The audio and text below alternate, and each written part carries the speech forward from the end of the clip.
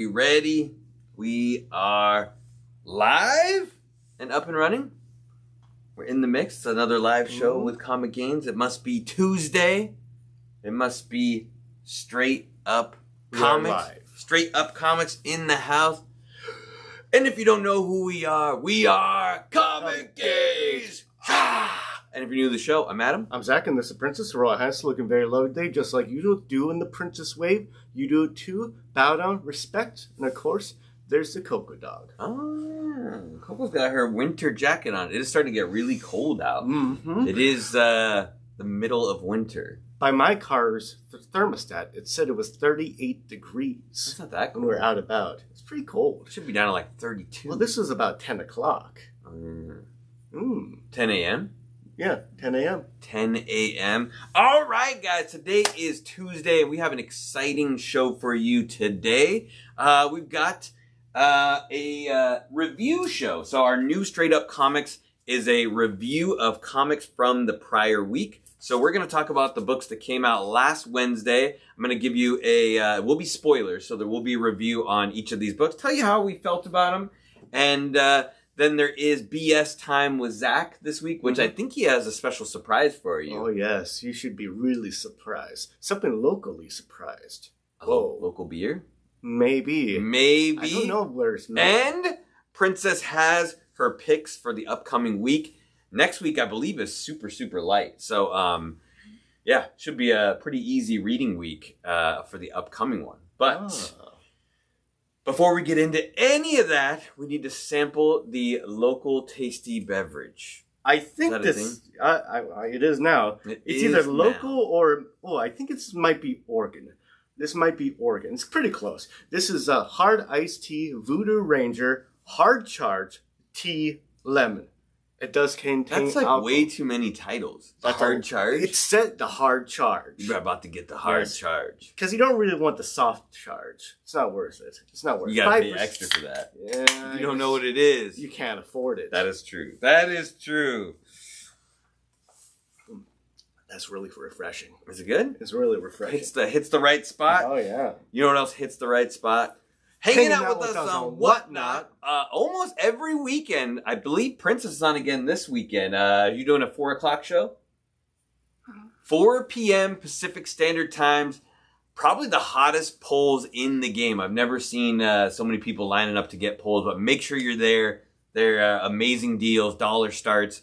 I don't think the boys are not on again until the beginning of February, but we'll be back on. We're just biding our time, getting the gains together for you guys. Exactly. But let's say hi to some of our friends that made it out for the Tuesday show. Steve Sayer, welcome in. How's it going?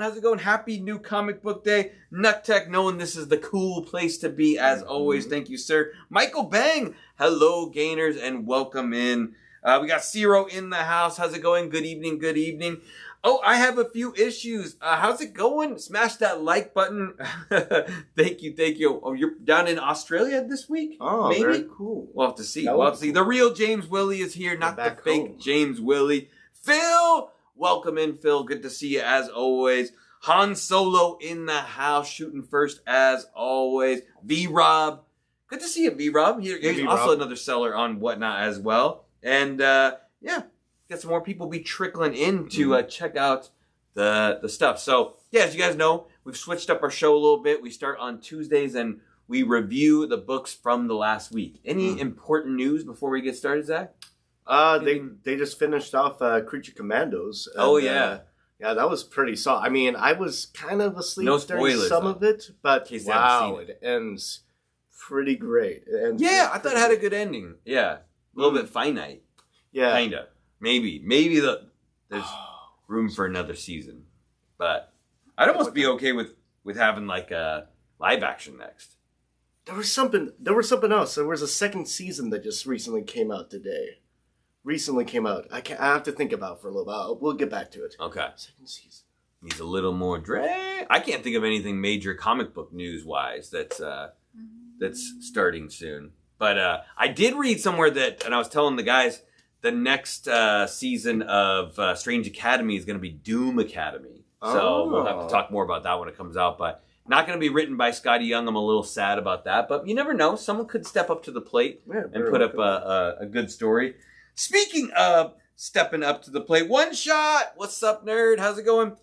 Let's start off with the first book. We got one of the books on our thumbnail. This is Absolute Batman issue number 4. This is probably one of my favorite covers besides cover 1 so far. So we got Scott Snyder, and this one's actually, the cover's by Dragotta, who's the normal artist, but we have our first guest artist so far. So this is Gabriel Walta is the guest artist. He's the artist for that book, The Visions. You know, like... the family? Scarlet... No, the one with just the visions, where it's like he has like a vision wife and the vision kids. You know, there's no Scarlet. I don't think there's any like. There is none, but there's a couple first appearances on it. Yeah, the kid, the Viv, the kid. But he's the artist for that. This was an interesting one. This is an origin story, so we're getting to see Bruce as a young boy, and he's dealing with like his father at the time, and they're kind of like talking about building bridges and things like that. It's like a school project that he has to do. And it kind of cuts back and forth between his early years as the Batman in this new like absolute storyline. And there's some interesting stuff. I don't know if this is what everyone's, I didn't really like the artwork in this book at all. So if you like, I'll show Zach, because it was pretty, it gets better. There's a couple pages that are better, but it's kind of egregious in the first couple pages. That's so like, not too bad. That's like, look at the Batman. Yeah, just like dark. He's like, they didn't color him in right. It's just where's the white highlights so they can see him? Like it's like a vampire. I know, like emo vampire. Like, I don't know if that was like on purpose for the story. Probably should have showed you guys, but I don't know if it was on purpose for the story. The artwork gets better, and like in the origin, they're kind of saying like, he, like, the costume was, like, not what he wanted. So he has, like, fangs that he, like, puts in. And he has, like, paralyzing stuff on it. So he bites the enemies and they, like, get paralyzed. And then he uses a gun. And then he also talks about how stupid it is that he has, like, a voice box that, like, distorts his voice. But it's not a bad book. It's not my favorite one of the Batman so far. It didn't have... I feel like... Alfred's been a major character so far in the story, like almost equal to Batman, and he's not in this issue at all. Obviously, because it's in the past. But you also have they talk about Joe Chill and killing his parents, and then they mention like the Maronis and the Falcones, which is cool. But I feel like that's like a staple that they do for like all books now. In like the Batman series, like you always have to be like, hey, let's add Joe Chill in, let's add like the Maronis and the Falcones, which I don't think they always need if you want to be like an original story. But honestly, I think they should just revamp the whole thing and just say that the Joker killed it. Is Joe Chill the Joker? Or no, that's what I thought. And like in a couple of retrospect, it was kind of like, oh, he is the killer. Joker? Yeah. Yeah, I mean, I think probably alluded to that in some of their realities. But I'm just saying, like, it's like they kind of touch base on characters like, hey, remember, like, these are important characters that you all know, which is cool. I just say it wasn't my favorite one so far. They do a lot of like bat facts, which is interesting, I think. Like, obviously, like, Snyder did some research where, like, let's say, like, bats have more species than any other mammal on the planet, which is interesting. I did not know that. And that they're also, like, super adaptable compared to any other creature because of, like, their... Except for the cockroach. Yeah, that's probably. I think maybe they meant mammals specifically. Oh, yeah, that's probably. The name change, welcome in. Hey, welcome in the name change. So, still a really good series. Absolute Batman just is probably not my favorite issue, and I didn't care for the artwork. A lot of people are really excited about Walta, and I wasn't as familiar with his stuff, but I don't know. I didn't care for the art. Go back to Dragotta. It was so-so. I mean, they could have spiced it up. I think he got the colorings a little wrong. It would have been better. Why don't think he colors his own stuff? Well, that might be one of the possible, issues. But hopefully not. The next book on the list, I didn't read this one. I've read one of these before, the What If, like, Disney ones, and it wasn't my bag of tea. But this is like, what if as a Goofy becomes a Fantastic Four? What if Mickey and friends? You can't even read that. And Mickey friends became the Fantastic Four. I think this is a cool Scotty Young cover, so Princess was grabbing this one, but I wasn't gonna put myself through the torture of reading another one. I mean, of these books. It's gonna be obvious. Mickey's gonna be Mr. Fantastic. It's like Minnie. What's her name? Minnie Me? Mini-Me? Where's Minnie Mouse? Minnie Mouse? Minnie Mouse is probably gonna be Invisible Woman, and then Donald Duck. Yeah, Donald Duck and the girl Duck are gonna be the. Well, no, Donald Duck could probably be. Well, there's Goofy right there on the cover. Oh, Goofy's. Okay. But okay, Donald Duck seems like he could be the rock guy. Yeah, he's gonna be the thing. Okay. I will not find out. No, you can read it, Zach. Oh, yeah. Check it out. I actually do have a couple updates, so I'll update you right after the. Oh, okay. Okay. Yeah, cool. I don't want to break it up. You got some updates? Yeah. All right, I got some updates for you. All new Venom issue number 2. This is Al Ewing, which I think might be his only book he's writing for Marvel right now, unless there's another one I'm not aware of. Carlos Gomez killing it on art, and they've been getting Adam Kubert to do the covers. It's just regular cover A. I thought it was a cool cover with him surrounded by AIM everywhere. That's kind of nice. Yeah, it seems like a basic cover, but it's actually done really nice. Venom looks cool. So we're still in the middle of not knowing who Venom is. We have obviously the all-new Venom, but there's a brand new Venom, and he has a gold Venom symbol on his chest, and we still have the characters that they think that he might be. So there's like Robbie Robertson, like the father, and then there is Rick Jones and Luke Cage, and then Madame Mask are like the possibilities. So no Flash Thompson? No Flash. No, he's not one of the possibles on this one. So it's just kind of there's like he just fights a bunch of random different villains. So he gets in a battle with the Jury again, like that group of guys that have like the Iron Man armor that can kind of like that were made to control like symbiotes back in the 90s. So he runs into them, fights them. But I think he runs into AIM and fights them as well. Obviously, they're on the cover as well. And you get like a new female sexy version of the Jury. Not on the cover, though. Wait, the Jury? The Jury. I can't remember. Sexy version of the Jury is a group of guys that got special Iron Man armor in the 90s to fight against symbiotes. So, like, there were some people that hate the symbiotes, and then they got this cool, like, Iron Man armor. Oh, I never even heard of them. The Jury. The Jury. Jeez. They will jury you. What was their first appearance? I don't know. I'll have to pick it up. It's kind of interesting. Jury. But they show back up again, and the girl that's in the suit turns out to be the sister of another character, Spearhead, who was introduced earlier in one of the earlier Venom series. I believe he died. I didn't know that he died.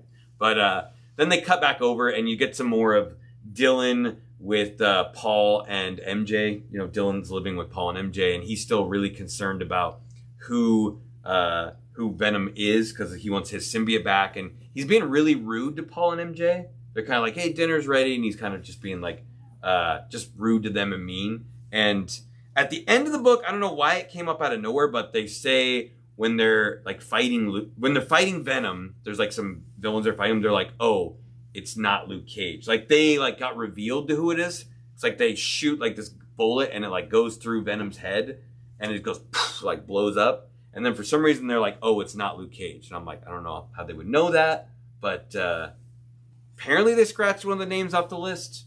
We will see. Oh, okay. Yeah. Okay. Well, at least we have a guess of 3. The weird thing is I don't really care if it was any of those guys. Yeah. It's probably not. Cage would be the most interesting of the 4. It better not be Robbie Robertson, but it is. Oh, there is a part in the book where all 3 of them are in a room together, not with Madame Mask because she's a villain and she's like on the lam. But the 3 of them are in a room and they're like, "Where have you been? Like, where were you when Venom was out?" And he's like, "Oh, I was here." We still don't have an alibi. It's like no one's like copping up to it. It's probably going to end up being none of them are actually the new Venom. It's going to be some random person. Like that would probably be better. What the? It's Aunt May. What's Aunt May doing there? Oh, dude, it's going to be Aunt May. That'd be terrible. Oh, yeah, it could be. Be terrible as Robbie Robertson. Okay, let's switch over. We got Transformers issue number 16. Daniel Warren Johnson, Jorge Corona. That's the normal group who's been doing this book. I think Daniel Warren Johnson actually did the cover too as well, even though he's the writer. He did draw the first 5 issues, write and draw the first 5 issues by himself. But yeah, you get some stuff. So one of the robots we're following is Cliff, So the Autobots, and I don't know if you remember, Cliff's like really tiny. It's like this, like when he's like in his robot form, he's like the size of like human. Mm-hmm. So he's kind of fun, but he's like a weaker version and kind of run around. Him and they're over on what's their planet? Cybertron. They're on Cybertron with that portal. Him and two other Autobots, and they're kind of looking for the spark canister that maybe they can bring back to help out the Autobots. They're always trying to like, it's like they have a bunch of like dead Autobots and Decepticons, and all they need is that spark to come back to life. So like randomly on Earth, like more of them will show up depending on which team they're on. But this book was cool. It's just a bunch of more epic battles. So at the end of the last issue, Bruticus showed up, who's this giant. I thought he was a Decepticon. I'm pretty sure he is still, but he shows up and starts wreaking some havoc, and then he's like massive, like 3 or 4 times the size of Optimus Prime. And then I thought was already like maybe gone or not around. The Devastator shows back up. So the Constructicons, and they start fighting each other, Bruticus and the Devastator. So it's 2 giant ones. So the rest of the Autobots with like Optimus are like, hey, let's get out of here while they're duking it out. And then you run into Starscream and Soundwave, and Starscream's been kicked out of the Decepticons group and kind of destroyed. So like his bottom half is like a tank. He like rebuilt himself so he has a tank legs. And then he's pissed at Soundwave because he took over the Decepticons, and they start fighting, and they're like telling him like he's like a traitor because he's like going against the people. He's like, well, you guys kicked me out, so I'm gonna whoop your butts anyways. And like I said, it's just a bunch of like huge fights between everybody. But at the end of the book, they send out like that little bird Decepticon to like go hunt down something, and it lands on like this like robot corpse, and the hand like pulls up and grabs it and pulls it down into its chest and like absorbs the Cybertron, the spark, what do they call it? Like the Energon. The Energon, and then it wakes up. And it's Megatron. So, which we have not seen Megatron so far. So he escaped from the Cobra? I guess. Yeah, I wasn't not reading any of the Cobra books. But yeah, guess he escaped from Cobra. Mm-hmm. But yeah, that's interesting. So basically the other guy had a Darth Maul kind of moment where he loses legs and he gets sweet robot legs. Is he going to get some sweet Energon legs after? Are they going to literally going to... That's what I said, like, in all the fights, like, people, they get destroyed constantly. And then everyone's, like, showing back up later, like, hey, in between the books, we, like, rebuilt this dude, so it's cool. So I'm like, it's fun. It's a fun book. It's drawn really well. They got, like, the best onomatopoeias in the game. So it's literally one on the cover of the book, too. Oh, so, okay. Yeah. Okay. Ooh. Very cool. Yeah, sounds I'm sticking with Transformers. Yeah, it sounds like it would be a fun read. And you said it's not that long. They're super fast read. It's just like boom, bang, bomb. Like, it's that, all that good stuff. Starscream is my favorite Transformer. All right. I dig a Starscream.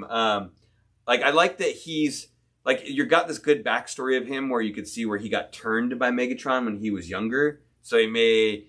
like not have the full intentions to be evil, but they also like kicked him out of the group, so he also hates them for kicking him out, so he may, turn to the good side, which I think that happened in the original cartoon at a certain point, probably. Right? I mean, I know it happened in Beast Wars. Right? I know. Well, didn't he become Beast Wars? He was evil and then became good. He's like the Raptor. Yeah, the Raptor that like joins the other team, and he like still wants to like, I want to kill people, but I'll be with the good guys. Yeah. That was probably one of the best.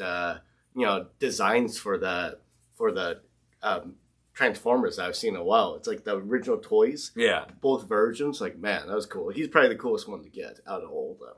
He's to be honest. Soundwave's not bad either. Soundwave's pretty cool. Yeah, Soundwave's not bad either, so we'll see. He seemed like kind of could have been a better... Yeah, they need Megatron. Oh, yeah. We'll get him. We're getting him. See if he shows back up and takes over. Oh, he should. He should. All right. And then this one, slightly a sore subject. We got Amazing Spider-Man issue number 65. There's supposed to be a Scotty Young with this one, but our... you're getting some bad glare, huh? You might have to get a little closer, I think. Is that what it is? There you go. There might, we're supposed to be a Scotty Young with this one. We've been collecting each one, but our LCS decided that he thought it was a 1 in 100 and didn't want to order it, so he said he'll order us an extra copy. Oh, Yeah. okay. Even though we've been getting them for every single book up until this point. Wait, he made a mistake? Yeah. No, he would never That do seems that. unlike him. No, he'd never make some mistakes. But on this book, it has been very good. A lot of people have been really excited. It's a cool, different magic version of Spider-Man. So you got Spider-Man using magic, fighting against magic villains, which is a whole different twist for him than he's ever done before. This one is back to Joe Kelly. So Joe Kelly, the original writer of The Eighth Death Spider-Man, is back. He took a 2-book break. Justine Ireland did a really good job. I actually really liked the last 2 books. And just like it should be, Cafu is drawing this book. And he does a good job as well. So Cafu did a lot of work on the last Venom run. And so he's a guest artist as well. So there wasn't Cafu before. So that's kind of interesting that they have that. I believe it's a Bagley cover, so Bagley's taking over the covers. Because who draws Spider-Man super fast and Bagley decently well? Bagley, so you got to throw him on there. I did get a news update that the new Spider-Man book that comes out after this, that should start over at issue 1, so this will end at issue 70. And then Spider-Man will start over at issue 1. Is going to be Joe Kelly, and then Pepe Larraz is going to do the artwork, which is cool. Pepe Larraz did a lot of the X-Men stuff at the end of the Krakoa age, which looked really, really good. So I'm excited for that. I mean, Joe Kelly could do a good job as well. So we'll have to see on that one. So I have issues. I ordered the Scotty Youngs for the issues, but coming from UK, the last 2 issues have been pretty well written. Yeah, I thought so too. And this one isn't bad, but they didn't do what Justine did, where she focused a lot on the family, on Aunt May and Shay and the new characters, and which I think you always need that. You need a good balance of Peter and then Spider-Man, and you can't just go all Spider-Man. This book, however, is all Spider-Man. In the last issue, he was facing the twins, so he's fighting the children of Sidorak, and each one is a different one that he has to fight. I'm assuming there's 8 of them because there's 8 deaths, and he beats the male twin, who was kind of a jerk and was like, I'm just going to take down Spider-Man myself. And he actually beat him without dying, which was cool because I think that was the first book he hadn't died so far. And then he goes against the female twin who's drawn very sexy, and her name is Syra. And she tells him hey, I don't even like this whole thing. I don't even like battling you guys. I don't care about this mission to please my father. But here's my jam. I have this sphere, and you hold it, and then it's going to give you excruciating mental pain. And if you hold it until the timer goes out, you beat me. And if you drop it before the timer stops, or the certain amount of things that happen, then you lose. And he's like, all right, let's go. And so he takes it, and it shows him the deaths of all his loved ones in a possibility death. So it's not actually the way they will die or have died, but it shows them them the way they could die. And it's pretty messed up, and he sees the first couple, it's Gwen Stacy dying, then he sees Aunt May dying, and he's kind of yeah, I've seen all this before. It doesn't bother me. And then it kind of goes into goes a little quicker, where you get to see Miles dying, then Spider-Gwen dying, then MJ dying, then J. Jonah dying, and it's real fast. And then all of a sudden you kind of get a feeling I think they tell him that it's he got to see over 1,000 deaths of his loved ones. And I'm sure you have to be there and experience the loss on each one.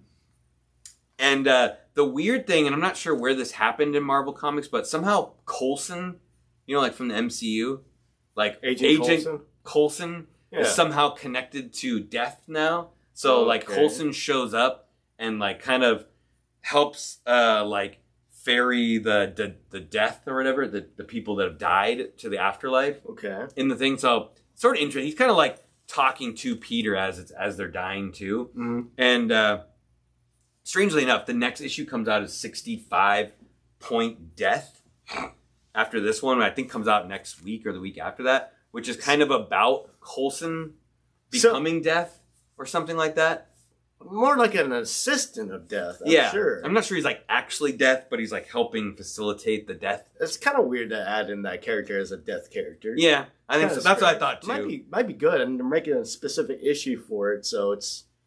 Yeah. It's really strange, you know, if you think about it, really strange. Unless there's just some tie to like the MCU. Everyone likes Coulson. He's actually not that new of a... he's actually a pretty new character, too. Mm-hmm. He's not like a Silver Age or Bronze Age character. Yeah, I don't know. Yeah. Probably because of the show, you know? Yeah, definitely. And then, so at the end, I believe he beats it. So he like held on to enough. And then the brother, I think, either tries to kill him or successfully kills him. I can't remember. The brother like jumps back in. He's like, I got you now. Now that you're all screwed up. I think he may have killed Peter, but he has those reeds where he gets to come back to life. But at the end of the book, he meets back up with Doctor Strange, and he's like, how's it going? Like, I've done all this. Like, I had to deal with that. Like, I've had to die a bunch of times. And the loss finally got to him, where like Peter's like, hey, this sucks. Like, I just saw everyone I know ever love die, and he's like, I'm done with this. Like, I don't want to do this anymore. I quit.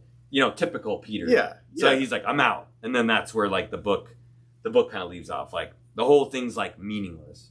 Oh. Yeah. So to see how they like draw him back in. Mm-hmm. Hey, Kenneth, how's it going? Welcome in. Probably the Godfather style. I'll give you enough you can't refuse. Throwing tariffs on the comic. Hopefully tariffs don't affect the comic books. You never know. Usually it should be stuff coming in. Mm-hmm. But, yeah. Good book. We'll see where it goes. I know a lot of people were really upset with the last run of Spider-Man, so this is sort of like a nice breath of change for everybody, like a completely different book, written by Joe Kelly. Everyone likes like his writing a little bit more. Justine Ireland, who wrote the last 2 issues, which were good. But we'll see. I mean, you can't really beat Ultimate Spider-Man right now, which is still kind of leading the charge, but we'll see where it goes. I'm going to finish it up. I'm going to keep reading ASM, Amazing Spider-Man, right? I prefer Justine Scotland, to be honest. Justine Scotland? Yeah, make a bad joke. I gotcha. Ha ha ha. I gotcha. All right.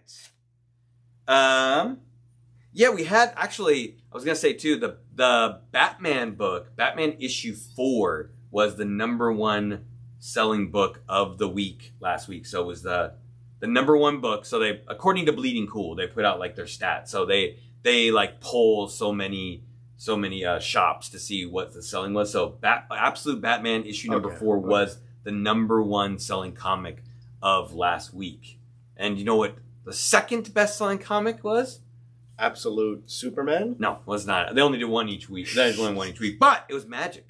Oh, very cool. That's a great cover. Yeah, so we got Magic issue #1. Nice J. Scott Campbell cover A.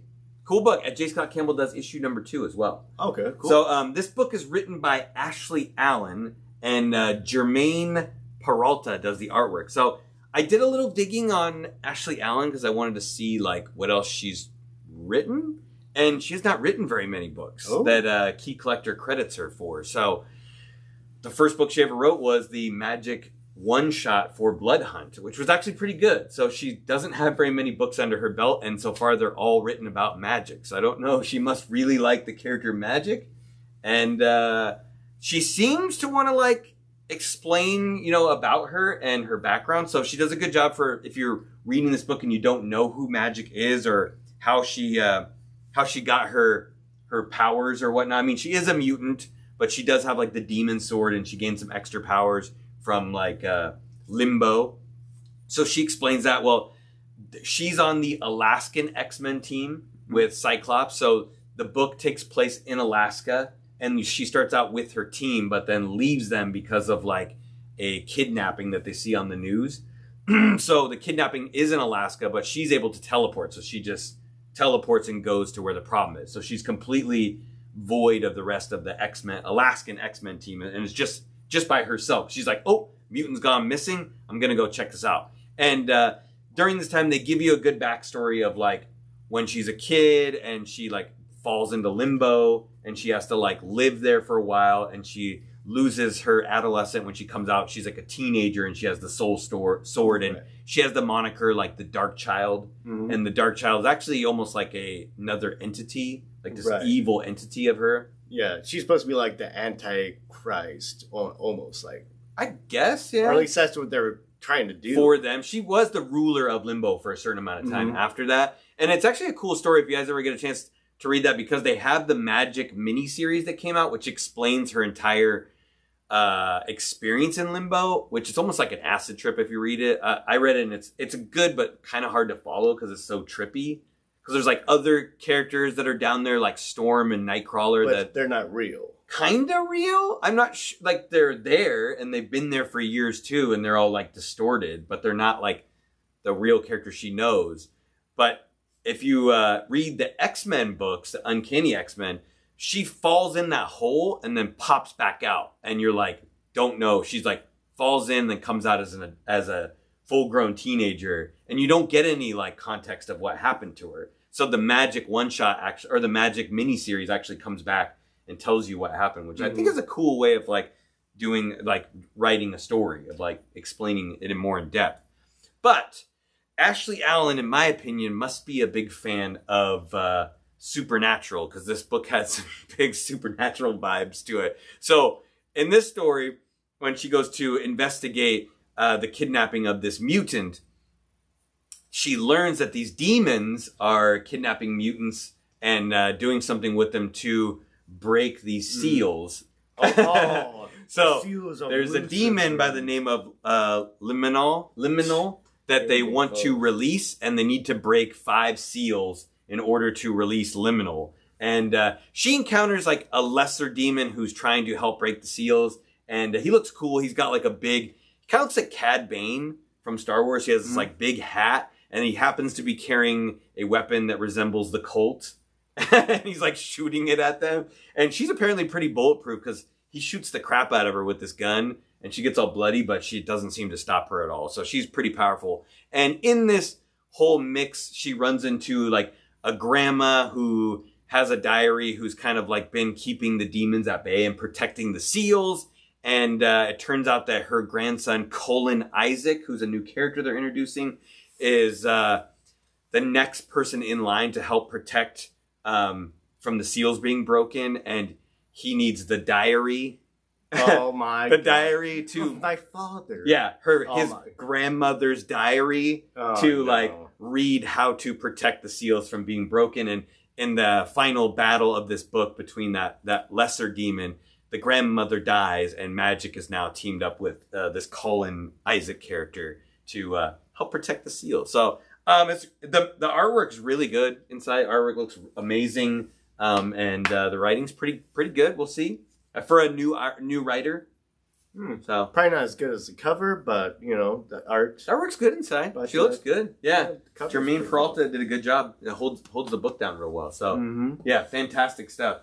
All right, let's move on to them. We've got quite a few books left, so we'll see how. This was a big week. Next week's a small week. So this one up, we've got Neymar issue. Oh, Coco's excited. We got Neymar. May have a delivery coming, guys. So Coco's about to get worked up. We got Neymar issue number 6. And I thought this was the last issue, but there's actually going to be 2 more after this. Oh, okay. So it's an 8-issue miniseries by the great Jason Aaron. So he's the writer for Absolute Superman right now, killing it. I think this is his only book on Marvel that I'm aware of, but he's done some really good stuff for Marvel in the past. Paul Davidson is doing the artwork inside with Alex Linus. I think it's Alex Lin. So there's two artists that are doing the work on this. And the reason for is they do a lot of flashbacks. So they have one artist draw the current state of Namor, and then the other one, Alex, draws the flashbacks, which they have a very different look to them. Like a very, very different look, which is pretty smart. Sans, what's up? Welcome in, Sans. How's it going? Name just passed on Neymar. All right. A lot of people did. It's kind of like this good book that not a lot of people are talking about. And overall, what the book I think is attempting to do is give you a little context on why Namor is kind of a prick. But he's a prick? Namar's always a prick. I don't know what you're talking about. But like also make you feel for him, you know? Like, so you're like, this is how he was raised as a young child, which was like probably not the best way, but he's also trying to protect his people. So he has some meaning to it. So this particular issue has a lot of stuff going on in it. And the main purpose of the book is you have the the War of the Seven Kings, which is going on. So Namor kind of excused himself from being the king of the oceans. And so these other kings have all stepped up, and the armies have all met together. There's like Atuma, and you got like, was it the Orphan King who has like an undead army. That new character, Kaylani, who's like his friend from childhood that was kind of turned out to be not such a good person. Oh. And they all get together and they're like, all right, we're going to have all of our armies fight each other and just duke it out to the death. And they come up with the brilliant idea of like, hey, instead of having our armies fight each other, why don't us as the kings just fight each other? And I think that's where it's going to end up to, but I feel like Namor's way more powerful than the rest of them, so see how that goes. There is a part where he like goes into this grotto, which is like this deeper, different part of the ocean, and it's sort of has some sort of like toxic in it, and it can cause like toxic shock syndrome when he's like inside this area, and he kind of like has to like look deep inside himself, and he kind of battles with what he calls, in this story, he calls himself Namor, but then when he's in the toxic area, Submariner shows up. I think it's more of like in his mind, so it's like the more barbarian version of him, and they duke it out a little bit and kind of decide who's like in charge, so to speak. You know, it's kind of weird because Submariner has like 3 names. There's Namor, Submariner, and then there's like something Rex. I don't know about the third name. I know the 2 names. You guys know what. The Rex? Yeah. Dude, Ryan, what's up? Supremus Rex or something like that. I'll go with that. You can call him Rex if you want to. Oh, that's what the name is. But we'll see where it goes. There's only 2 issues left. It's not a bad story. I think nobody's been reading it, though. Definitely going low on the rate. I'm pretty sure there's only like 1 cover for that book. Imperious Rex. Oh, okay. That's another name for him. There might be another one, too. Tyrannosaurus Rex? That's the Jurassic Park version. Oh, okay. You can go with that. Okay. Heavy week for Marvel.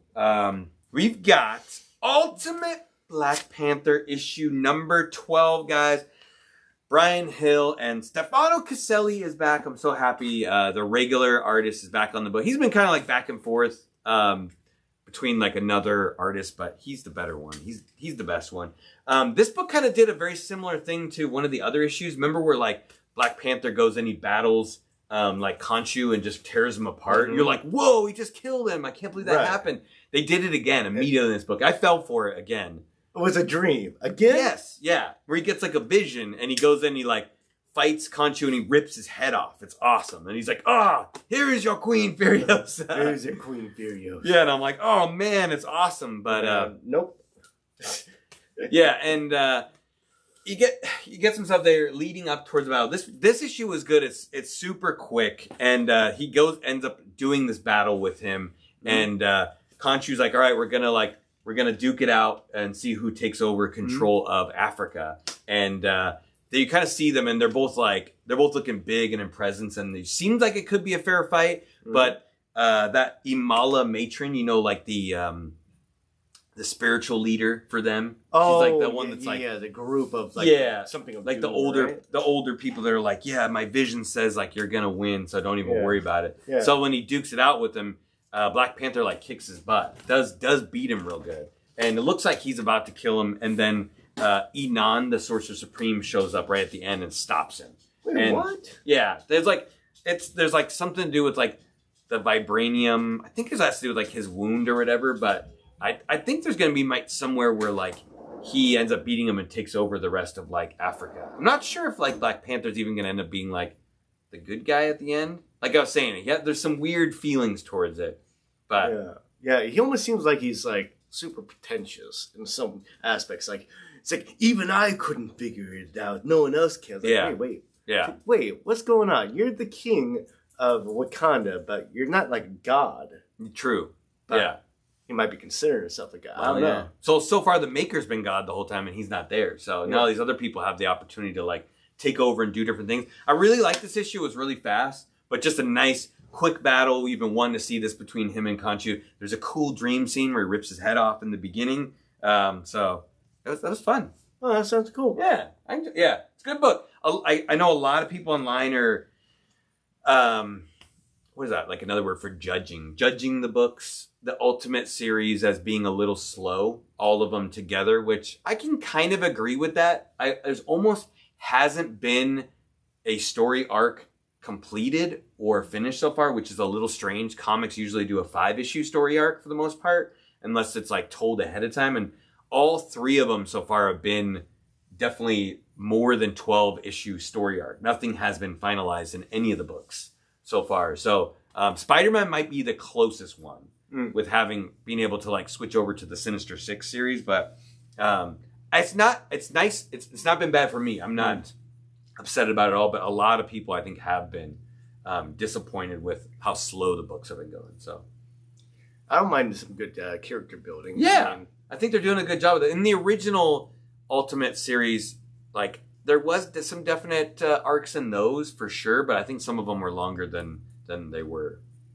traditional arcs. Right. Yeah, like an arc is usually 3+ books. 5 issues. Usually 5 issues, yeah. It'll be a typical story arc. Could be less. A little longer. It could be less, yeah. Okay. But there's no like little name on the side that's like, this is the arc that we're doing for the Moon Knight arc or whatever, It's still going. Ultimate Carnage or whatever it was. Yeah, whatever it could be. Yeah, they had those. Yeah, the Venom arc or the like Ultimate Carnage arc. Everything in the Knights had arc. It's like part 1 of 5, this arc. They still do that now. Yeah, they still do that now. But they don't put it on the covers. Not as much. Yeah, they do. Oh, no. The Grim Malkin. Yeah, they do put it on the cover. Because we've got Uncanny XMen number 8, Raid on the Grim Malkin, issue number 4. It's very 90s. Kind of feel a nice story arc. This arc, Raid on the Grim Malkin, takes place between 2 books. So we had 2 issues in regular X-Men, 2 issues in Uncanny X-Men. This is written by Gail Simone, and I want to say Javier Garin did the artwork on this one. It's not as good. The normal artwork's done by David Marquez. I don't know why there's so many people taking breaks. It might be because of the holidays. I think that should be. Javier Garin did this one. I didn't care for the artwork as much on this issue. But like I said, David Marquez normally does it. He kills it. It's really good. Stegman does the other one. So they introduced some characters. So there was a new bald character who was keeping people like under wraps at the Grey Malkin. So the Grey Malkin is the prison that they named that is now in place of the old X Mansion. So you have the X Mansion, and they took it over, and then they turned it into a prison. They've been holding people there. They took a couple people from the Uncanny X-Men team, which we'll call the Alaskan X. One of them's the Alaskan X-Men, and one of them's the Louisiana X-Men. So are they actually calling them that, or is it like X-Men Gold, X-Men No, I think they actually call them that. Like one of them's the Alaskan X-Men, and the other one's the Louisiana X-Men. And Cyclops' team is the Alaska one, and Rogue's team's the Louisiana one. There needs to be a Salt Lake City X-Men. There could be. Should be. They have to get that Bertha chick to be on it. Oh, yeah. Big Bertha. But they each took some of their members, so that's the whole point of the Raid on the Grim Malkin, is they're going there to get their members back. And while they've done it, they haven't gotten along, so they fought each other along the way. Professor X is there. He's been kept as a prisoner. And there's this bald psychic who is there as well, who's working for the bad guys. And he's supposedly strong enough psychically to hold Professor X at bay. And they acted like we knew who he was, but I didn't. I couldn't figure out that. They explain a little bit his character in this one a little bit more. And he tells Professor X that he's of equal ability to him, and that there's 5 others total. Him, Professor X, and 3 others that are all super powerful psychics. And they all have tumors in their heads, and they're all going to die. And that little kid from the very first book, the first issue, I think his name was Harvey, was one of them. And he was killed. He died of like the tumor or whatever. So there's apparently only 4 of them left. They did name the bald guy. So his name is Scurvy, and his real name is Philip. So if that matters. He needs some vitamin C. I know, right? He needs some milk. I go by the name Scurvy. And so should have been a pirate. There's kind of like this weird fight where all the X-Men attack him, and then he just freezes them all with his mind. Like freezes them all out, with like the psychic freeze, like, like they can't do anything. And then Professor X has to like fight with him. I want to say like Psylocke or Magic is able to like join in the fight too, because they can like break the psychic link and join in, like try to stop him. Once they do break it, it's sort of this weird period where it's like the other X-Men are like, hey, we're not powerful enough, or we don't know what we're supposed to be doing, so we're all just gonna like talk and be like, hey, what have you been up to? I thought that was a little strange, but the lady who's in charge, Corina Ellis, who's in charge of the Grey Malkin, she's kind of like the sexy lady who's like a villain that's like, I'm secretly controlling her. She seems to be in charge of Scurvy, and she tells everybody like, hey, if you guys don't leave, I'm going to blow up the Grey Malkin with all your friends inside, and with Professor X, and we're gonna kill him. And they're like, so the battle doesn't get resolved, but they get their members back that were originally stolen, and like Magic opens up a portal, and they're like, okay, we're gonna leave and not mess with you right now, but we're coming back. You know, like, you stopped us this time. And go ahead. So they got back the members that were trapped, like in prison in the Great Malkin? From their team so far. Oh, okay. So you're not saying that they went in, these other members got trapped, and then it's like, hey, we'll leave, but we need our team. It's more like, hey, we went in, there's some issues. Hey, I'll just blow up the entire base, but instead of that, here's the rest of your people. They did free them, so not like she gave them in a trade, but they like freed Beast, Jubilee, and then that new girl, and then they were like, okay, like, they're coming with us, and then they have an opportunity where, like, if they go after and get Professor X, that, like, they could save him, but if they do, they'd have to, like, fight them more, and then if they do that, Karina's like, I'll just drop a bomb and blow up this building with these people inside. And they're like, okay, never mind. All right, so these are my terms. You get a little bit, I get a little bit more. Yeah. Part ways. The old Mexican standoff. Until next time. Yeah. Kind of thing. Yeah. Okay. So Magic opens a portal and then they all leave. So it's kind of like you like got to see the X-Men interact, but you didn't really get much resolution on like the characters. So we'll see what that leaves. We got to know that there's apparently like 2 other high psychics that possibly have tumors in their head, and like Professor X is possibly dying because he has a tumor in his head, so to speak. I think they say they are dying. So we'll see where that leads us. So are they saying that they have psychic powers because of the tumor, and the tumor? No, I think they're all mutants, but they're all equal level. They're all equal level to his power level of psychics, and he does the whole thing like, bull crap. Like, I would have known about you this whole time with Cerebro, and he's like, we've been hidden.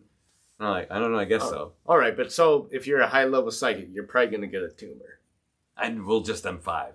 Just them 5 that happens to be all equal power, and what? Yeah, that's suspicious. Yeah. That's suspicious. Something means that either their powers are giving themselves tumors, or someone's giving the most powerful mutants, the psychic ones, tumors. So, kind of interesting. We'll see where it goes. Yeah, I'm digging it, though. I'm actually, like, the X-Men books have been fantastic, so. And I've not heard negative stuff. I want to say, like, X-Men was, like, number 3 on the list. You know, out of the top 10 books, which was dead last and probably my favorite book of the week. So the top 10 best-selling books according to Bleeding Cool. The last book, number 10, was New Champions. I didn't get cover A, but we did get the Humberto Ramos variant cover, as well as the Art Germ variant cover. Art Germ solid. Yeah, the Art Germ cover is really cool. If you guys can tell, there's a buttload of characters on the cover, and I almost think the way they marketed this may have been a little confusing to people. Definitely there's all kinds of crazy stuff with the New Mutants, or no, the New Champions, because they released a bunch of issues of these characters with their first appearances on like variant covers, which they're not even in those books, but then they were variant covers, which is fun, but it's almost like you didn't know you should get that. And then there's a random Spider-Woman 7 book that has a bunch of the main characters in that book as their first appearance. So be on the lookout if you're trying to find at least 4 of their first appearances. It's in the Spider-Woman 7 of the recent series. As well as you'll have to find out all those special covers that have their first cover appearances on, which is kind of like an introduction to them. Like, look out, the New Champions are coming up. But let's get to the story. The story's really fun. So there's this team of 4 characters called the Assembly, which they give you some backstory later on, but in that Spider-Woman book, they get stolen by their families and their minds get erased. Yeah. And they get told that they're on a team with this other guy who's their team leader, who's like a cyborg robot type guy. And the 4 of them are on a team with him, and they're the assembly. And during this time, Spider-Woman ends up freeing them from this grasp. And she's like, hey, you really are these other people, and like you have families, and let's go get you back to your family so you can be who you are. But they all have powers. They all have like special powers. And the characters are, actually, before I say that, we got to talk about who wrote this book. I skipped right over that. Steve Fox wrote the book, and Ivan Forelli did the artwork, which they're both really good. The writing's really good, and the artwork is amazing. The artwork's really, really good. So, real quick. So these Spider-Woman saves them from this facility? And it's like a group that... I didn't actually read the Spider-Woman 7, so I don't know 100% how it was, but they were kidnapped, their minds were erased, they were convinced they were part of another group called the Assembly, and they were doing, like, fighting with this guy, and we're part of this team. And she ends up releasing them from that hold and finding their families. Now, do we know if they had powers before? Or were they given powers? I think they had powers before. Okay. I think so. Because they all have like very different powers from each other. Okay. So the Moon Knight type kid is Moon Squire, and he's down there on the corner. So there's Moon Squire, right there. And then there's a Liberty who has the wings. Okay, that's and cool. She's pretty cool. And then there's Cadet Marvel, which I don't care for that name. This one? Yeah, I think he's the kid there with the lightning bolt. Cadet and then Marvel. There's Hell Ruin, who's right there, who might be my favorite character. So cool. Those are the 4 characters on the Assembly who are where the story starts, which is cool. So they just have those characters. And they are like patrolling the streets together, and they're in California. And they're definitely younger. They're like younger kids. So they're high school age kids. And they explain that 3 of them have figured out their families from this previous thing, but Hell Ruin does not have a family. Or they weren't able to find her family. Because she's probably like from another dimension. Possibly, yeah. And so she's kind of like, I don't have a family, and so she's in like this orphanage or whatever. And just to give you a quick, the Moon Squire obviously has power similar to Moon Knight. Liberty has wings and can fly, but can also make hard matter constructions, I guess. Like making like a brick or something out of like nowhere, and can like throw it at things. And she can fly, which is cool. Hell Ruin has like mystical powers, almost sort of like a wizard, but maybe from Asgard. I'm getting some Asgard vibes. And then Cadet Marvel can apparently like punch really hard with like sort of like flaming fists. I think he can do some other stuff as well. But they're on a mission patrolling together, and when they all decide to go home, you get a nice taste of their home life. Each one of them goes back to their house and get to meet their family. Obviously, Hell Ruin has no family, so she goes to a room and then somehow like casts a spell where she wants to like be with her friends, and it opens a portal and takes her to this weird place where she has to like I think they're like fighting like dinosaurs and stuff like that. Okay. And when she does that, the spell pulls her friends in. So each one of them gets pulled in, and they have to like fight with some characters in there. And a bunch of cool stuff happens. The one fun thing, if you don't catch it, is that when Hell Ruin's in there, she sees this like writing on a tree, or a sketch into a tree, and it looks like a picture of Hela. So I'm wondering if she's related to Hela. Oh. As a possibility. CLG in the house, what's up? And Matando, how's it going? Welcome in. Sounds like Raven from Teen Titans. It might be. That might be I did get some cool like kind of Teen Titan vibes. Now, the fun part about it is they do this cool mission together in this strange place where her magic pulled them through, and it sounds like Hell Ruin didn't do it on purpose. It kind of just happened by accident. And they go a little bit further into the jungle where they are, and then they run into another group. And that's where you run into the other characters. So like that new Ghost Rider chick, you see like, I want to say Spider-Boy was there, and then you get like Hulklet, and there's a couple other characters as well. I think I wrote down Phantasma, Spider-Boy, and there's 6 other people as well on top of that. and they're fighting zombies. So there's a bunch of them. Oh, that's what it was. It was like Asgardian zombies. Oh. Yeah. Was not dinosaurs, zombies. Oh, okay. I was like, thinking dinosaurs. I'm trying to remember. I read too many books this week. But I really liked it. It was my favorite book of the week. If you guys didn't read New Champions, check it out. You may fall in love with it like I am. I'm definitely going to read the whole series. I definitely had some Strange Academy vibes to it. Mm-hmm. Whole bunch of new characters, all different powers, stuck together. Oh, I'm excited. Yes. Oh. What are we talking about? Oh, yeah. New Champions, guys. Last book was New Champions. So, let's kick it off. What do you got for the BS corner around here? Right before... Sorry that took so long, guys. It was almost an hour to go through all the book. I'm ready for Doom Academy. Me too. Doom. I'm hoping that's good. At least Doom Academy has the same original characters. A couple of things, because I just found this out looking up real quick. So, on Heritage, they had one of the most massive original comic book art and comic book auction of a long time. And you know what they sold? What? The original art for Amazing Spider-Man 194. Whoa. The first appearance. I can't believe anybody would sell that. How is that not in a museum? Can you guess how much it sold for? It's a good problem to have. That is true, name change. I mean, can you guess how much he sold for? Is it $1 million? Is it $1,020,000? Wow. $1,020,000. It said that's crazy. I believe it said the first appearance of Black Cat, guys. Yeah, first cover appearance of Black Cat. Thank you, Michael. Hydra brainwashed them.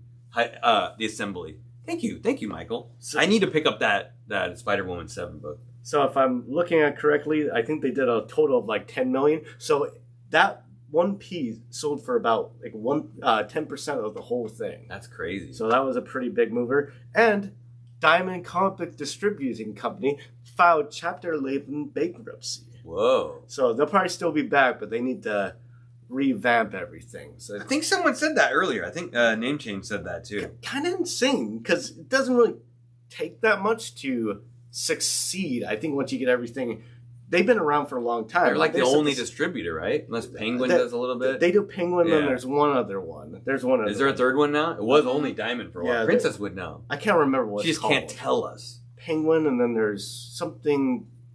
Lunar? Lunar. Oh, Moon. Lunar. I was going to say Moon, but Lunar. Yeah.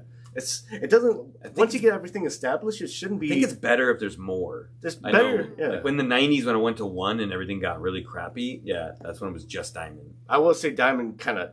They don't ship very well. They don't ship the books very well. It ends up being damaged. Anyways, that's Lunar the Matano update. says Lunar, yeah.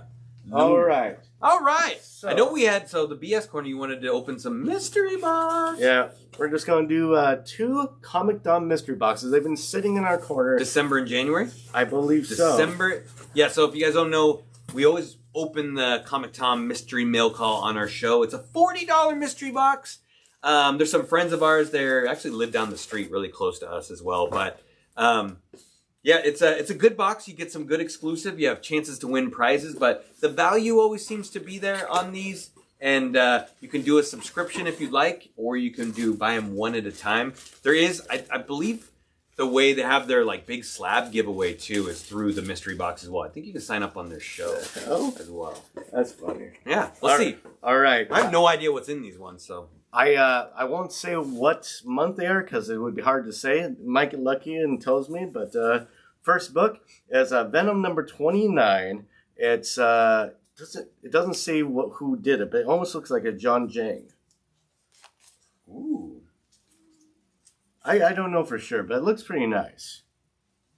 What do we got here? Oh, John Boy Myers. John Boy Myers. That's close. A little bit off. I got the John right. There you go. That looks like an old one. Is that like the... I wonder if that's the older close book. to the Codex. Yeah, but that's from the Donny Cates Venom. So, okay. That's cool. You got Moon Knight Fist of Khonshu, number 1. This is actually the John Jang, limited to 3. Oh, that's sick. Annie Granov? I should just start seeing John Jang. Jeez. John Jang's killing it. I haven't seen him do a cool white Moon Knight cover like that. And it's got the COA in the back too, limited to 3,000 copies. Nice. What the? It's a funny... Keep that one. Yeah, it's pretty cool. That one's dope. Here's a funny versus cover, because why would that happen? What if Wolverine battled Weapon X? They're the same character. I didn't even know that was a book. I didn't know that existed. What the hell is that? What if? That's the throne. You usually get a couple thrones. You got... I actually didn't know that they made a Cable Blood and Metal #1. I've never seen that book before in my life. Is that the half cover? I don't know. It's weird. Never seen it. So I think that came in a poly bag.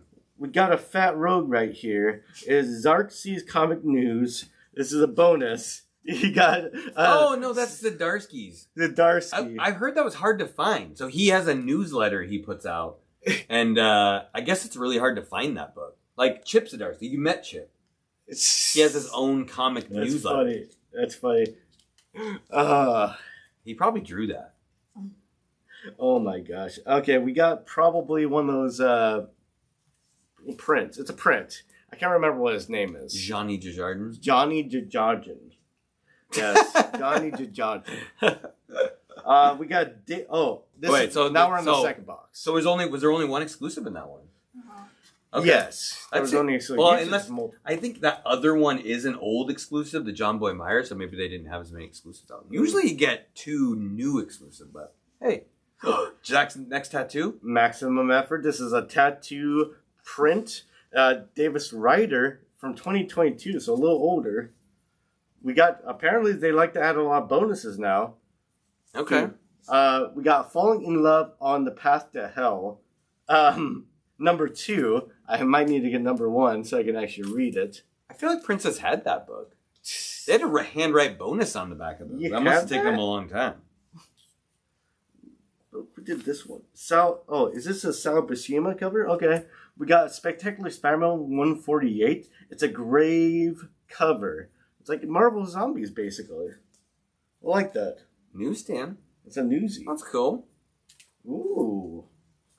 We got here X-Men #5. I think there's a variant of X-Men #5. I wonder if this is it. It looks a little different. I could be wrong. Cover appearance of Omega Red. If you don't count the tentacles. Oh, whoa. The hand. Oh, Bueller, what's up? How's it going? Hopefully you're doing good. We got 2 exclusives here. This NYX #1. I wonder if this is new. It must be the new series. It's a Peach Momoko cover, limited to 2,500. Oh yeah, that is the new series. Yeah. Yeah. Okay. That one is cool. Might need to keep that one. Yeah. Limited 2,500. Oh, nice. Might need to keep that one. That's pretty dope. And then we got Omega Red. Oh no, the Omega Men #3. This must be the reprint. This must be the reprint of his first appearance. This is a variant by Ralph Grassetti, limited to only 1,200 copies. Wow, 1,200? Yeah, that's pretty low. They're going low print count on those. That one's actually really dope. And you guys heard the news, right? Yep, Jason Momoa. Jason Momoa is playing Lobo in the Superwoman movie. Woo. So he's going to get his first appearance in the Superwoman movie. Good box. I like the second box better. Very cool. Yeah. Yeah, although that Moon Knight... Out of all the books, I'd rather have the Moon Knight than any of those books. John Jiang Moon Knight's pretty dope. One of my favorite characters, one of my favorite artists. Princess like in the NYX. All right, guys. Let's see what books are coming out next week. This is going to be a really short list. So let's pull this up. Princess has got the princess of pulling up these books. So you guys like... You can do the big one? Huh? Oh. No, yeah, the big one. There you go. Yeah. You didn't do the big one. Fine, we'll do the first one. And then check mark. Very right. All right, I think we got the... that's that new Savage Rogue that's coming out. They have issue #1. It's going to be like a story going back to when Rogue was in the Savage Land back in like the 90s or something like that, whenever that happened. Mm-hmm. And so it's not going to be like a new story. It's going to be filling in the gaps of an older story, but it's a really beautiful Kari Andrews cover. And I think... a bunch of the other ones are going to be... It's the middle button for the bigger one, if you want. Press the red button first. Oh, okay. Yeah, and then in the middle. Yep. Oh, there you go. You got it. And then there's some extra ones. So there is a foil edition Adam Hughes cover to go along with that. Very cool. I can keep talking about the Adam Hughes cover. There you go. And... just the bottom one, right? No. Scroll down.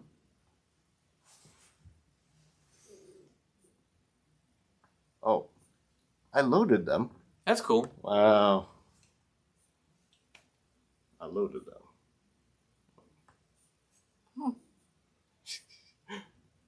And then don't forget, Ultimate Wolverine is coming out this week. That's the brand new #1. This one looks really good, so I'm excited for this. That they stole the artist away from Moon Knight is going to be Alessandro Cappuccio is doing this book, so that's a little bit sad for the Moon Knight days. So yeah, very cool. Yeah. All right. As always, guys, do us a huge favor right now. Hit the like button. Princess loves you to do it. The subscribe button so we can always get this awesome new information every Tuesday. We will see you guys on Saturday as well at the Princess. That's your book of the cover of the week. Oh, Shakes had a cover of the week. Magic issue #1. Good job. Very cool. Good cover. Yeah, the second issue looks really cool too, although she has like parachute pants on. Oh. But she still looks good at ripped up parachute pants. Oh. So, yeah. You got anything else, Zach? No, that's it. I'm just going to say you got to share. And how you do that is you got to go into a taxi, take it to the city, party like nobody, leave with a honey, party while naked, and then pass out. That didn't rhyme. Was it supposed to rhyme? No. I just did it off the top of my head. It could have rhymed. I missed. Thank you, everybody, for hanging out with us. Woo! We will see you all next time. Remember, stay safe and party like you're naked. Get those gains. That's what. Party like you're naked. Party like you're naked. Well, don't be naked, but party like it.